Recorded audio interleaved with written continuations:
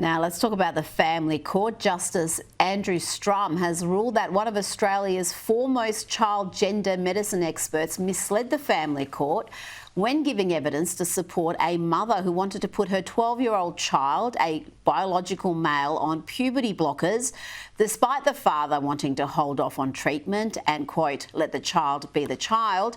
The court found that the gender clinic that has been treating the child since the age of 6, Gary, the age of 6, failed to formally give a gender dysphoria diagnosis until the court proceedings had commenced.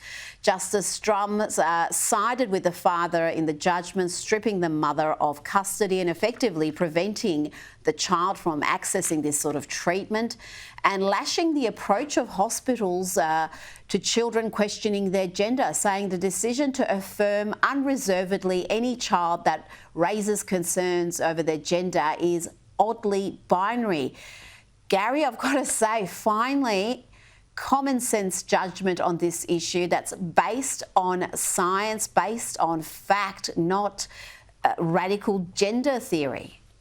And I'm sick of this kind of woke destruction of Australia. And look, I would like to nominate this judge for Australian of the Year. Here we are, we're only in April, but I reckon this guy's going to be hard to beat, because this took, look, a lot of guts, because he's staring down the woke left, the extremists who believe that a child can pretend to be this and then chemically be made into that. I mean, it's hard enough, having been a 12-year-old boy myself at one stage, to get yourself through the next few years, knowing that dad and mum have got a disagreement about this is going to twist the child around. This is a form of child abuse, and it's been institutionalised by the medical services who've been attempting to change things the way the child was born since the child was 6. So I think a lot of us are scratching our heads and wondering where the hell this has come from, Rita, and I just hope it goes to hell, because it is really bad stuff, and good on the judge for getting it right. Thank heavens. Finally, Australian of the Year, you watch.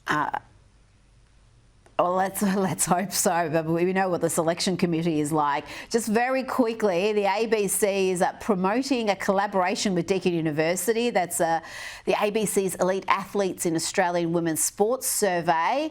But the ABC doesn't seem to know what a woman is, Gary. Have a look at who can participate in this so-called women's survey. It's open to elite athletes who identify as cisgender women, so that's actually just women. Also non-binary athletes, transgender women and gender diverse athletes. It's also open to women, non-binary and gender diverse athletes who may compete in mixed gender events. So Gary, what's the point of having a women's survey if it's not restricted to women? If I could have a 10-second answer. Look, friends don't let friends watch or listen to their ABC. They're just looking for a mailing list of people to harass in interviews to get their views on other subjects. Ignore it, I say. Good advice there from Gary Hardgrave. Thank you for your time tonight.